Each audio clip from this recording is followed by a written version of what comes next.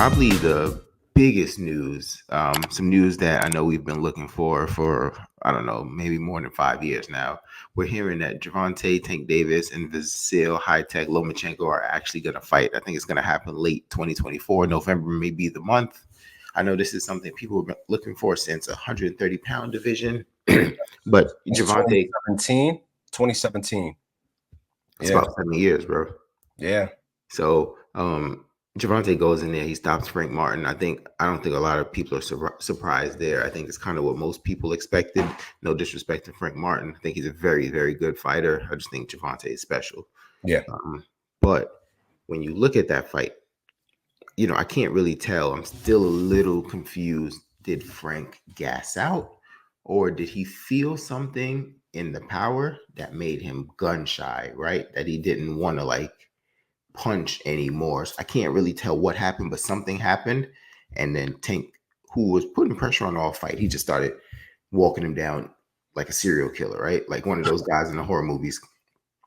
And when I say walking him down, it's not even like he was just stepping to, like he was like crossing his feet, just straight walking up to him, like fundamentals out the window. Like I'm just in your face walking you down. You know what I mean? So he goes out there, he stops Frank Martin in the 8th round. And now, obviously, they're saying Lomachenko. I know Shakur wants to fight. If I could stop for 20 seconds, public service announcement. I got a friend, my man Jay. Jay is really saying he doesn't know between Shakur and Tank, who's going to win. It's going to be such a great fight. He has a lot of high regard for Shakur.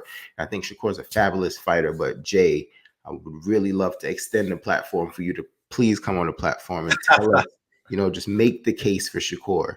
Make the case for Shakur, as you've been kind of like hitting me up about it, because I'm telling you, Shakur fights Tank, Shakur is going to be waking up to a backflip. You know what I'm saying? But He's gonna be like, oh no. but nevertheless, back to Lomachenko, because it looks like Lomachenko is the one who's going to get the fight first. So I guess, let's say Lomachenko does get this fight. One, do you give him any kind of chance? Two, I mean, what are you looking to see in that fight, in that clash of styles?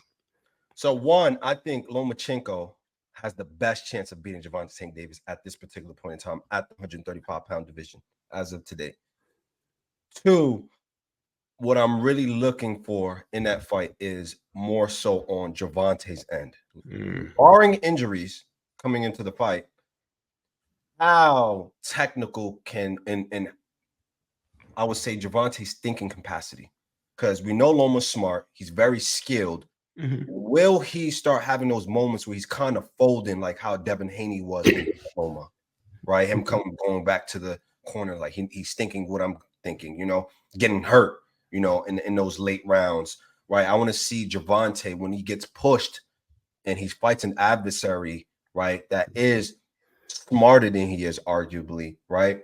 Instead of you relying on your power, what are you going to have, right? Can you match his energy, so to speak? That's really what I want to see. I want to see Gervonta get pushed to a point where he rise to the occasion. That's really what I'm interested to see, Yeah. Or is Loma just that guy where he continues to excel even far past Father Time?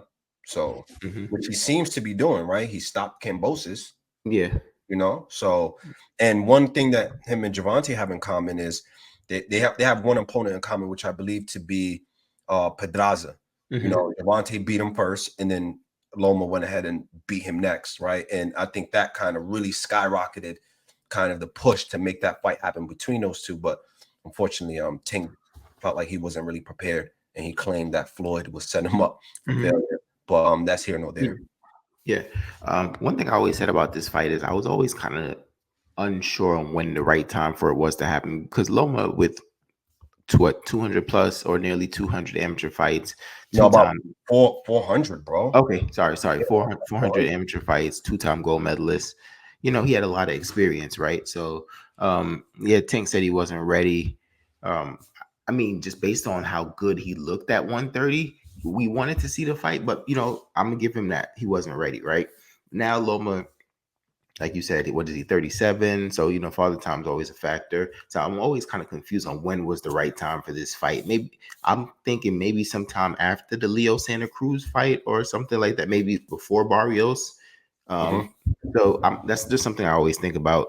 When was the right time? But we're getting it now, nevertheless. And even though right now I do have Tank as the top dog at 135, I agree with what you say. I do think Loma's the guy who can possibly beat him or push him the furthest. Not necessarily saying I'm picking Loma. I'm not saying I'm picking Tank. I have to look more into the fight, right? But what I like about the fight, when I'm expecting to see, is a very high speed chess match. Two guys who are notably slow starters because they're downloading information. Like people always say that about Tank, but people have been saying that about Lomachenko, right? Yeah, So two guys studying each other, who's gonna make a move, who's gonna play their hand first. You know what I mean? I mean, yeah, obviously they're gonna do what they're gonna do, but who's gonna play their hand and who's gonna like try to keep something up their sleeve? So I think it's gonna be really intense chess. Tank's very smart in the ring. Loma's very smart in the ring. I don't know who I'm picking IQ wise, but what I'll say is I think a lot of Tank's opponents don't make adjustments. So once he figures them out, that's it. I yeah, think I think if he pinpoints something of Loma, I think Loma's gonna switch up and make yep, adjustments. yeah. He Right. is. As long as if Tank picks something up, it doesn't lead to a knockout, right? So as long as there's boxing going on, I think Loma's gonna throw different looks at him and adjustments. Now, the one thing I can say about Loma is he has some issues fighting on the back foot. So Yeah, if Tank aggressively walks him down like the way he was just walking down Frank Martin, could it cause Loma problems? Yes. But does Loma have a better offensive arsenal than Frank to hit Gervonta and throw him different looks and angles and stop him from walking him down that aggressively? Yes. That's uh-huh. why I'm so excited for this fight, because really just a clash of styles, and I could just see so many outcomes from it. Absolutely. And then we got to talk about size too. Loma is usually fighting guys bigger than him, taller than him, Mhm. and we see his success rate when he fight fighters that's shorter than him Yep. or his height. Right? Yep. It's just that Tank got that The power. great equalizer, as I like to call it. So is going to be a very, very interesting fight. If there's going to be Yeah. someone that can beat Gervonta Tank Davis, it would be an older version of Lomachenko at this particular point in Yeah. time. And, and one thing that interests me in this fight, I've always said, like, Loma has pop. He Small guy, does. but he has pop because he's hurting guys, backing guys up, stumbling guys, right? Obviously, he doesn't have the kind of pop Tank has. That's generational, right? Right. But is it enough for Tank to be like, oh, I can't just keep walking in and randomly taking these? And obviously, Tank has a chin. And I mean, we've seen Loma flash knockdown, but Loma has some kind of a chin on him too. We have to go back to that Teofimo 12th round where they were just letting it go. And even Teo buckled Loma, but he still didn't go down. He was still in there trading with Teo, who's a very big puncher, right? So Loma has some kind of a chin on him too. You know what I mean? Yeah. Obviously, we know Gervonta Tank Davis has a chin, but like I said, I think Loma has some pop, and like I said, I think it's gonna be. I don't want to use the word. I think it's gonna be strategic. Strategic is the right word, right? We Yeah. might not see a bunch of punches, but Right. we're gonna see punches that count in that fight. Yeah. Yeah. And I think what most people want to see as well, because most people had Loma beating Haney. So they're going to kind of use this as a measuring stick to see how Gervonta does against Lomachenko in retrospect to Haney Loma and see what happens, Yeah, So, yeah, and this is Tank's opportunity to really put himself in a class of his own, right? mhm. Like if he goes and just dominate Lomachenko, I don't think no one could say anything at that point. Right, right, And, right, and right, right. the unfortunate part is, I think less people would want to see Tank versus Shakur, in my Mhm. honest opinion. That's how I Yeah, would say, yeah, depending on the performance. and, And Loma as well. Loma could be legendary. I think all the losses that he's sustained in the past, I think now that just amplifies and it levels the playing field. You yeah, know, yeah. And the thing I will say is, and I don't want to keep moving the goalposts for Gervonta Tank Davis, but a fight I've always wanted to see from Tank, and I don't think we're going to get it because of the differing in weight classes. If he were to win this fight, I know he said he would. He mentioned it. I don't know how serious he was. He was like he would go to 140 to fight Ryan. Mhm. I would love to see Tank entertain a fight with Teofimo Lopez. And like I said, it's not to move the goalpost for Tank. It's just a fight I always wanted to see when they were at 135. There's a Yeah, point where I thought they were the two biggest punchers at 135, so I wanted to see them clash. right. But just another interesting clash of styles, right? Yeah. a guy Tank who aggressively walks you down. A guy T.O. probably fights better on the back foot, but has the power to keep you honest, right? Another, like I said, with the weight class, I don't know if we'll get it, but obviously we're not looking past Vasyl Lomachenko because I do think that's a true 50-50 fight. A guy who can, like I said, he can just move Tank, keep throwing different things at him. I just think it's going to be real high speed chess match. And how about the fight people have been calling for from Tank though? Any interest, and I may have asked this before, but any interest in the Pitbull Cruz rematch? I do think Pitbull has gotten better since that first fight. So any interest in the rematch there? Yeah, absolutely. I think, of course, Pitbull went 12 rounds with Tank Davis, and we know why, right? Tank hurt his hand, so we didn't really see a fully healthy Tank fighting against a healthy Pitbull Cruz.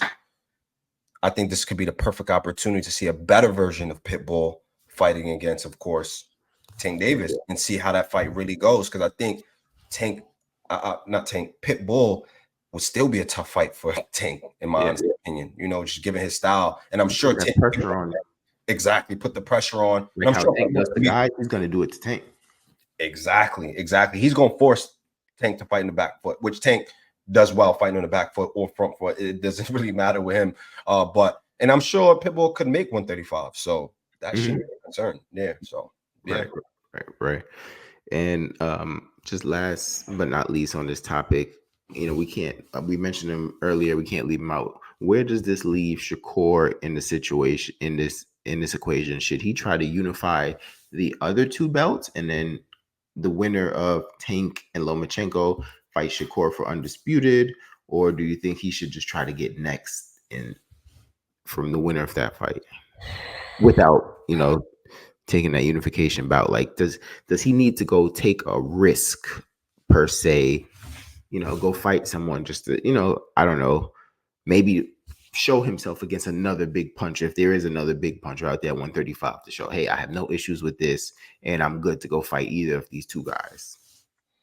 Yeah, because in the sport of boxing, I think you're only as good as your last performance. I mean, that's the perception. I would say he would probably need to make a statement in his performance against a notable name or notable opponent at the very least. Also, I'm curious to see, because I know his contract with Top Rank is about to be up. So depending on where he signed, that can kind of help with matchmaking. But when it comes to Shakur, I'm gonna know he really wants that Gervonta fight for obvious reasons. Maybe I don't know. We have to wait and see. But I think he should probably take a fight that and just make a statement. I think he's supposed to be fighting someone. I don't know the guy's name. Claxon. I'm not sure. He's supposed to fight Artem. That Oh yeah, Artem. Yes. Artem, the guy that lost to Frank Martin. Yep. Supposed to be fighting. I don't think that's enough, but I think after that fight, he's gonna look to probably go straight for the jugular and try to fight Tank. And I'm curious to see if Tank is gonna fight Shakur right after. That would be crazy. Having those three fighting Loma and then going right after Shakur back to back. That would be very interesting to see as well. But yeah, I would like to see. Obviously, I just think the major consensus is rematch. Edward De Los Santos, beat him convincingly, show us something, right? I don't necessarily think that's going to happen. I know at one time, Moritalia, I might be pronouncing his name incorrectly. I know he was in the mix. Yeah. Yeah, I mean, I think the smart thing to do is go for the other belt, but I think he needs a statement win to kind of build up the mega fight, right? Whoever is going to be between him and Gervonta or him and Lomachenko, right? I think he needs like a statement win to get people back on the Shakur train. And, because obviously these guys are all looking to make a lot of money, right? But I think he needs to do something to get the hype back behind his name. He's going to have to go out there and take a risk, you know what I'm saying? I don't know if they'll allow Pitbull Cruz to have a 135 fight while being the champ at 140. Sometimes they allow it. Sometimes they get funny with it. You never really know with these sanctioning bodies. But, if he were to fight a Pitbull Cruz and beat him convincingly, I think that would be a great statement win. Yeah, that would be. Absolutely. Especially if he dominates him. Mm-hmm.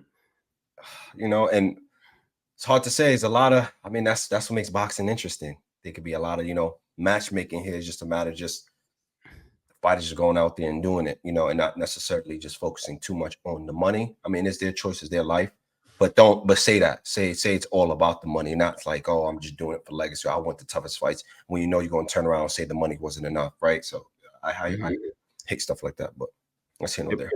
Yep.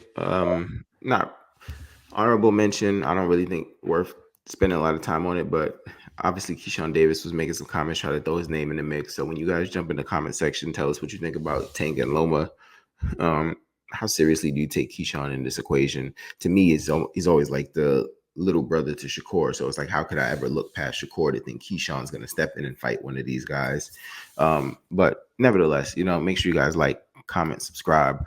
Been getting some great engagement on the videos, especially that Errol Spence video. They're going to try to get back in the comments to all you guys, but really appreciate the feedback on the video and just the different takes. So make sure you keep dropping those hot takes. We'll get back to you guys when we can. 2 cents short of $1. Make sure you like and subscribe.